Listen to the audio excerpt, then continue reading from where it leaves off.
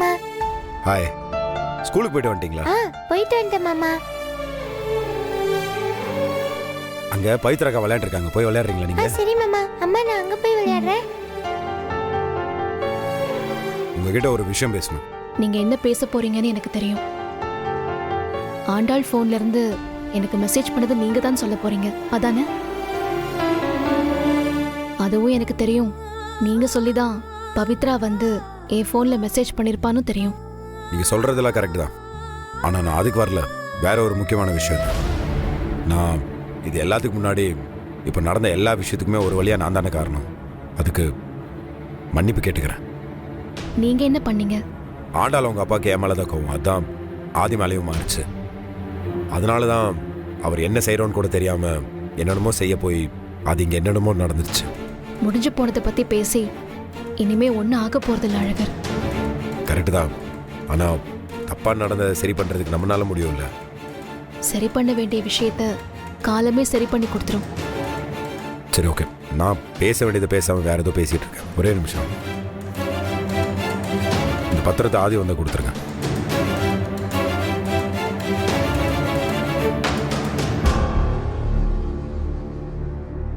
இது நீங்க 3 பேரும் சேர்ந்து துணிக்கடை ஆரம்பிக்கிறதுக்கு போட்ட அக்ரிமெண்ட் தானே? இதையும் அவர்கிட்ட கொடுக்க சொல்றீங்க? எனக்கு இந்த கடை வேண்டாம். என்ன அழகர் சொல்றீங்க? உங்களுக்காக தானே அவர் இவ்ளோ பெரிய விஷயத்த பண்ணிருக்காரு. நீங்க என்னடா அண்ணா அசால்ட்டா வேண்டான்னு கொடுத்துட்டு போறீங்க? அவன் எனக்காக பண்ணதுனாலதான் இதெல்லாம் வேண்டான்னு சொல்லிட்டு இருக்கேன் நான். அவன் என் கூட போட்ட சண்டையில் அவன் எது வேணா சொல்லியிருந்தாலும் ஈஸியா மறந்துருப்பேன் நான். ஆனா உன்னை நம்பி 1.5 கோடி ரூபாய் செலவு பண்ணியிருக்கிறேன்னு என்கிட்ட சொல்லிட்டான் பாருங்களேன். அதான் எனக்கு மனசு கொஞ்சம் தாங்க முடியாம போயிருச்சு. என்ன அழகர் நீங்க இவ்ளோ நேரம் எனக்கும் ஆண்டாளுக்கும் அட்வைஸ் பண்ணிட்டு இப்ப நீங்க இப்படி பேசினா என்ன அர்த்தம் சொல்லுங்க? அதுக்கு நான் ஆதி என் ஃப்ரெண்ட் இல்லைன்னா நான் சொல்ல மாட்டேன். எனக்கு என் வாழ்க்கையில இருக்கிற ஒரே ஒரு ஃப்ரெண்ட் அவன் தானே. எனக்கு இருக்கிற ஒரே ஒரு உறவு இந்த உலகத்துல அவன் மட்டும்தான். அப்புறம் எதுக்கு அவர் கோவத்துல பேசினதை மனசுல வச்சுக்கிட்டே இப்படி பண்றீங்க? அவன் பேசினது தப்பு இல்லை, அப்படி அவன் சொன்னது தப்பு இல்லை. ஃப்ரெண்ட்ஸுக்குள்ள குடுக்கல் வாங்கல் இருந்தாலே அதெல்லாம் வேலைக்கே ஆகாது தெரியுமா? இதுக்காக தான் அவன் ஒவ்வொரு தடையும் பணம் தரேன்னு சொல்லும் போதெல்லாம் நான் வேணாம் வேணான்னு சொல்லிட்டு இருந்தேன். ஆனா அன்னைக்கு அவன் திடீர்னு தொழில் அது இதுன்னு வந்து சொல்லிட்டு பத்திரத்தை வர நீட்டினானா தடுமாறிட்டேன். நான் கையெழுத்து போட்ட வாங்கிட்டேன். அழகர், உங்க வேதனை எனக்கு புரியுது. ஆனா ஆதிய பத்தி தெரிஞ்ச நீங்களே இப்படி பண்ணா எப்படி? அவ்வளோ சண்டை போட்டும் உங்களுக்காக அவர் கடைக்கு அட்வான்ஸை கொடுத்துட்டு தானே போயிருக்காரு. நீங்களும் காலையில போய் இன்டீரியர் ஒர்க் எல்லாம் பார்த்துட்டு தானே வந்தீங்க. அதுக்கு நான் கண்டவன் முன்னாடியில் அவனை விட்டு கொடுத்துட்டு இருக்க முடியுமா என்ன? அந்த புரோக்கர் யாருன்னே எனக்கு தெரியாது. அவனுக்கு முன்னாடி எனக்கும் ஆதிக்கும் சண்டை, அவன் கொடுக்குற பணத்தை நான் வாங்க முடியாதுன்னு சொல்லிட்டு இருக்க முடியுமா என்ன? இது எல்லாத்தையும் விட ஆதி எனக்கு வேற. எங்க அப்பா என்னை விலைக்கு தான் வச்சிருந்தாரு. என் பொண்டாட்டி கூட என்னை விலைக்கு தான் வச்சிருக்கிறான். ஆனா ஆதி மட்டும்தாங்க என் கூட எப்பவுமே நிற்கிறவன். அப்படிப்பட்ட ஒருத்தனோட வாயில இருந்து அப்படிப்பட்ட ஒரு வார்த்தை வந்தது தான் என்னால கொஞ்சம் தாங்கிக்க முடியல. எங்க அப்பெல்லாம் என்ன பாசமா ஒரு தடவை கூட என்ன கூப்பிட்டது கிடையாது. என்னை நம்பி 1 ரூபா கொடுத்தது கிடையாது தெரியுமா? சரி, அங்கதான் அப்படின்னு பார்த்தா இங்க வந்து ஆண்டாலும் என்னை மதிச்சதில்லை. அவங்க அப்பனை பத்தி பேசவே வேண்டாம். இதை பத்தி என்னை இதுவரைக்கும் யாருமே எதுக்குமே நம்பினதில்லை. ஆனா ஆதி மட்டும்தான் நம்பினான், முழுசா நம்பினான். 1.5 கோடி ரூபாங்க என்னை நம்பி சும்மா தூக்கி கொடுத்தான். அதெல்லாம் நினைச்சு நான் எவ்வளவு சந்தோஷப்பட்டேன்னு எனக்கு மட்டும்தான் தெரியும். ஆனா அந்த சந்தோஷத்தை 2-3 நாள் கூட அனுபவிக்க விடாம அவன் அப்படி ஒரு வார்த்தையை பேசிட்டு போயிட்டான். அவன் சூழ்நிலை எனக்கு புரியுது. அவன் கோவத்துல தான் அப்படி பேசினான்னு எனக்கு தெரியுது. ஆனா அந்த வார்த்தை தான் உள்ளுக்குள்ள அப்படியே ஓடிட்டே இருக்குது எனக்கு. உடஞ்சிட்டேன். எங்க அப்பா என்ன உதவாக்குறேன்னு சொல்லுவாரு, எங்க அம்மா நான் உருப்பட மாட்டேன்னு சொல்லுவாங்க. எனக்கு பொண்ணு கேட்டு போற இடத்துலலாம் அப்பங்காசுல தானே உட்காந்து சாப்பிட்டு இருக்கிறான். இவனுக்குலாம் எப்படி பொண்ணு கொடுக்கறதுலாம் என்ன கேட்டிருக்கிறாங்க. ஆனா அதெல்லாம் பரவாயில்ல. ஆனா ஆதி சொன்ன அந்த வார்த்தை இப்படி ஒரு வலி.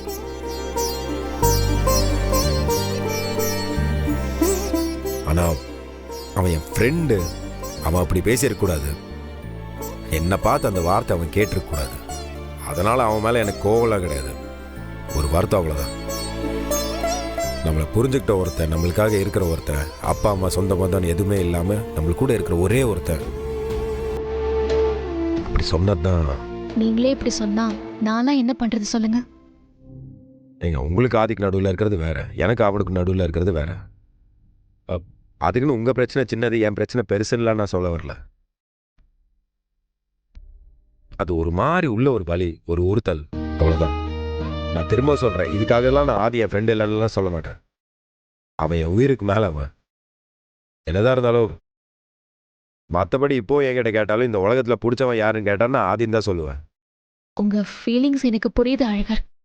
ஆனா அவருக்கு எத்தனை ஃப்ரெண்ட்ஸ் இருந்தாலும் பிரச்சனைன்னு வந்தப்போ அவர் உங்களை தானே தேடி வந்தாரு.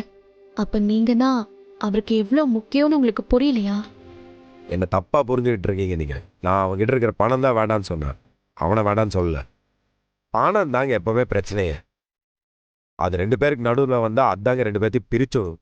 இல்லை ரெண்டு பேருக்கு நடுவில் இருக்கிற உறவே மொத்தமாக முடிச்சு விட்ரும். நான் அவங்ககிட்ட இதை சொல்லிவிட்டு அடிக்கடி அவன் தாங்க கேட்கவே மாட்டான்.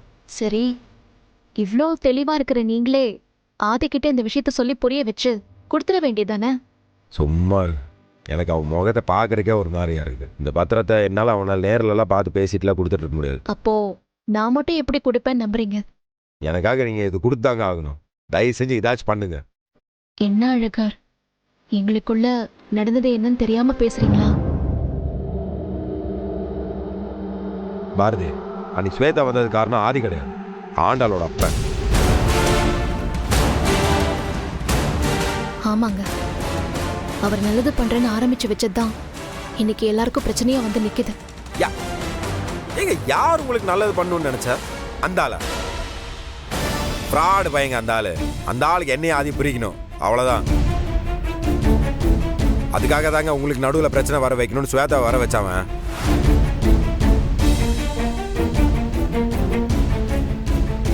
இது எதுவும் தெரியாம ஆதி கூட போய் இவ்வளோ பெரிய பிரச்சனையை பண்ணிட்டு நான் இந்த ஆளை ஆண்டாள் முன்னாடி காப்பாற்றணும்னு நினச்சிதான் இந்த ஆள் பண்ணதை யார்கிட்ட சொல்லாமல் இருக்குன்னு நினச்சேன் நான். ஆனால் உங்ககிட்ட சொல்லாமல் இருந்தால் இந்த விஷயம் பெருசாயிட்டே போகுது, தப்பாயிட்டே போகுது. அதனால தான் சொல்லிட்டு இருக்கேன் நான். சரி விடுங்க, முடிஞ்சது இது பேசி என்ன பிரச்சனை? அதெல்லாம் சரியாயிரும். உங்கள் கையில் தான் இருக்குது எல்லாமே. நீங்கள் மனசு வச்சா எல்லாமே மாறும். சரி நான் வரேன். அழகர் ஒரு நிமிஷம். இப்ப ஆதி திரும்ப வந்தாருன்னா நீங்க அவர் கூட பேசுவீங்களா மாட்டீங்களா? ஃப்ரெண்டுங்க, இப்படி கேட்டீங்க.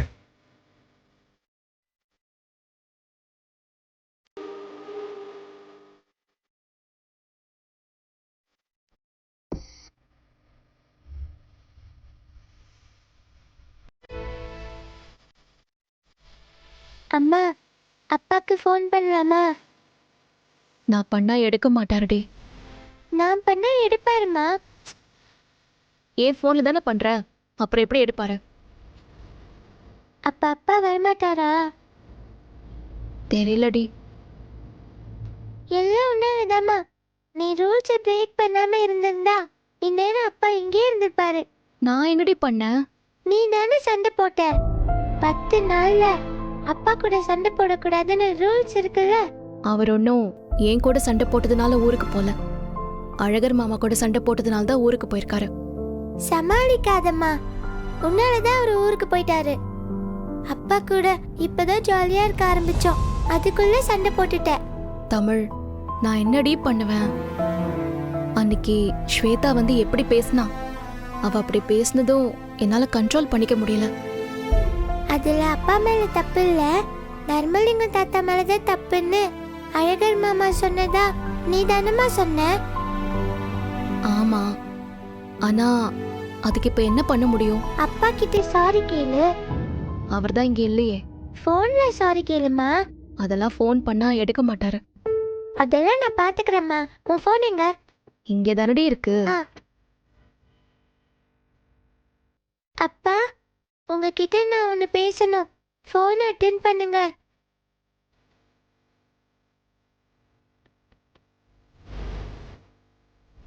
அம்மா, அப்பா மெசேஜ் பார்த்துட்டாரு. ஏய், ஃபோன் பண்றாருடி. எடு. நீ மெசேஜ் பண்ணா மட்டும் உனக்கு கால் பண்றாரு? நான் ஒன்னும் இந்த மாதிரி ரூல்ஸ் பிரேக் பண்ணல. ஹலோ. ஹாய் பா. ஹாய் தமிழ். நான் தூங்கலையா? எனக்கு தூக்கமே வரலப்பா. ஏன், என்னாச்சு? நீங்க எப்பப்பா வருவீங்க? நான் எதுக்கு அங்கே வந்துக்கிட்டு? நான் வந்தாதான் உங்கள் அம்மாவுக்கு பிடிக்க மாட்டேங்குது. சண்டை போட்டுக்கிட்டே இருக்காங்க. ஏய், இனிமே சண்டை போட மாட்டேன்னு சொல்லு.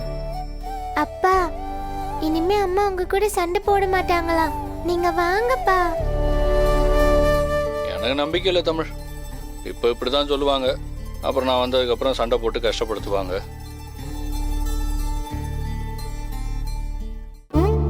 அப்ப நீங்க வரமாட்டீங்களாப்பா? என்ன பார்க்க கூட வரமாட்டீங்களா? உன்னை பார்க்காம என்னால் இருக்க முடியுமா? அப்ப வாங்கப்பா.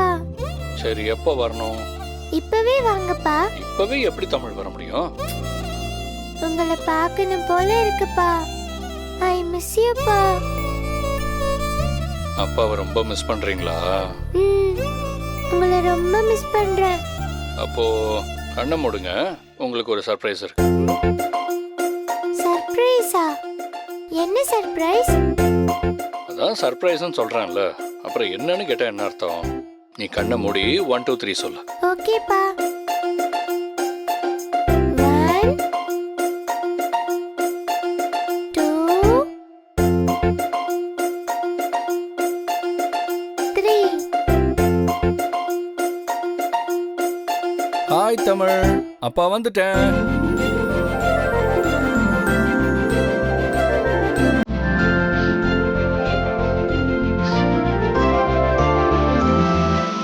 ஆதி,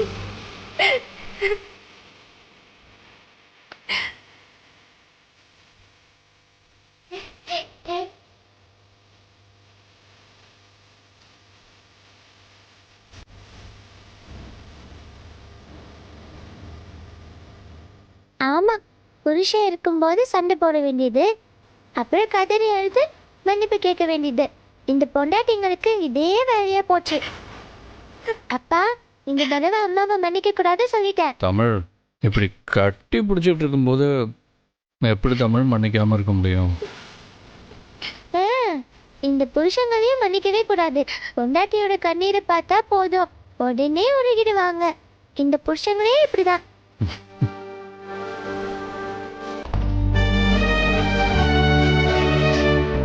என்ன மன்னிச்சிருங்க ஆதி, வேணா அடிச்சுக்கோங்க. ஸ்வேதா இங்க வந்ததுக்கு காரணம் ஆண்டாள் அப்பா தான். அவர் தாங்க இங்க ஃபோன் பண்ணி வர வச்சிருக்காரு. இதைத்தானங்க நான் அன்னைக்கு சொன்னேன். நான் இப்படிதானே உங்களுக்கு தெரியும்ல. அப்பவே என்ன 4 அடி அடிச்சு சொல்ல வேண்டியதானே. அடிச்சிருக்கணும். நீ தான் வரத்துக்கு முன்னாடியே கதவை பூட்டி வச்சு.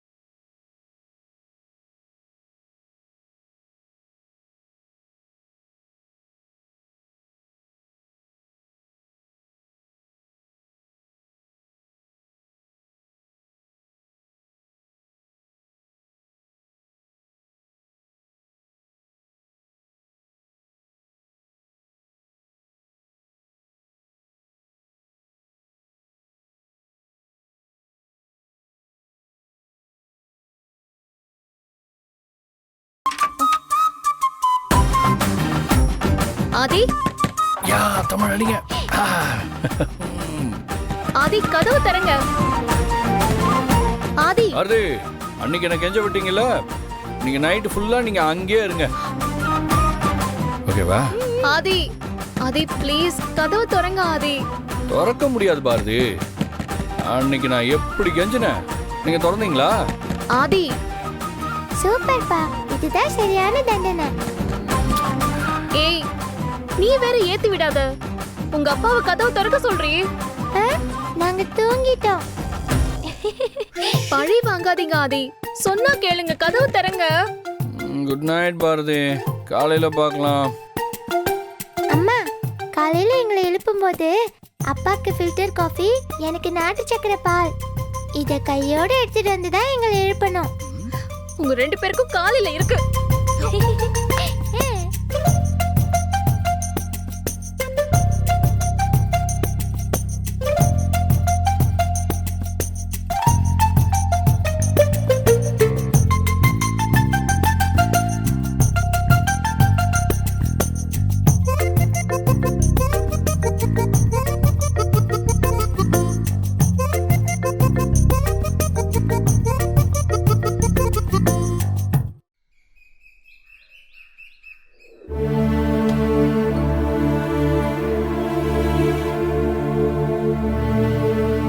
ஆதி, உங்ககிட்ட ஒரு விஷயம் சொல்லணும்.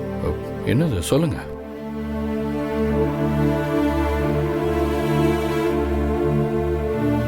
சொல்லுங்க பாரதி, என்ன விஷயம்? நீங்க ஊருக்கு போயிருந்தீங்கல்ல, அப்ப அழகர் இங்க வந்தாரு. என்ன சொன்னா? ஸ்வேதா நம்பர் ஆண்டாள் அப்பா கிட்ட கொடுத்தது தப்புன்னு சொல்லி ஃபீல் பண்ணானா? அவரு அதுக்காக வரல. பின்ன எதுக்கு வந்தான்? இத கொடுத்துட்டு போகதான் வந்தாரு.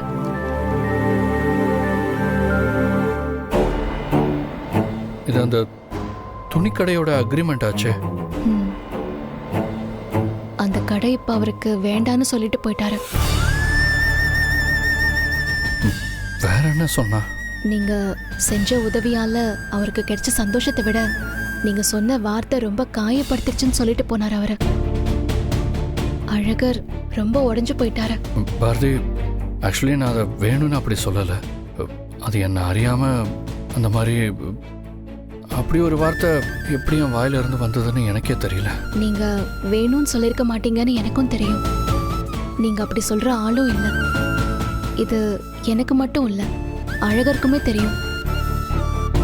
ஆனா தெரிஞ்சோ தெரியாமலோ உங்க வாயிலிருந்து அப்படி ஒரு வார்த்தை வந்துருச்சு. அழகர் எப்படிப்பட்டவர்னு என்னை விட உங்களுக்கு நல்லாவே தெரியும்.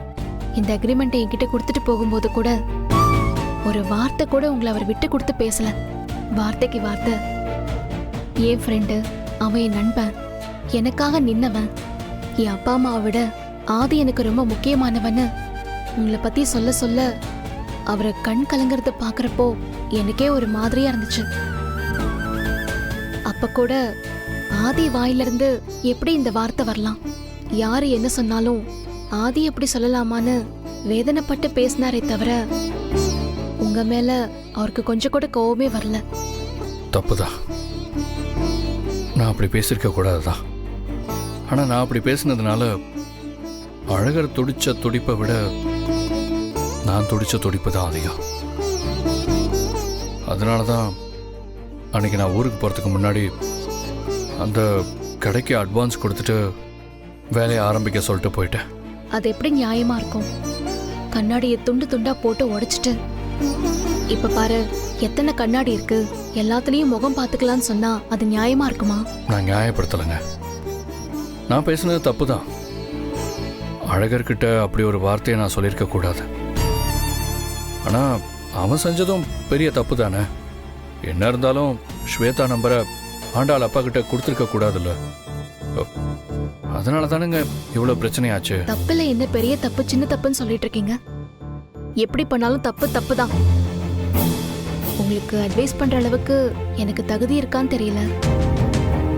ஏன்னா எனக்கே யாராவது அட்வைஸ் பண்ற நிலைமையில தான் நான் இருக்கேன். இருந்தாலும் ஒரே ஒரு விஷயம் மட்டும் உங்ககிட்ட என்னால சொல்ல முடியும்.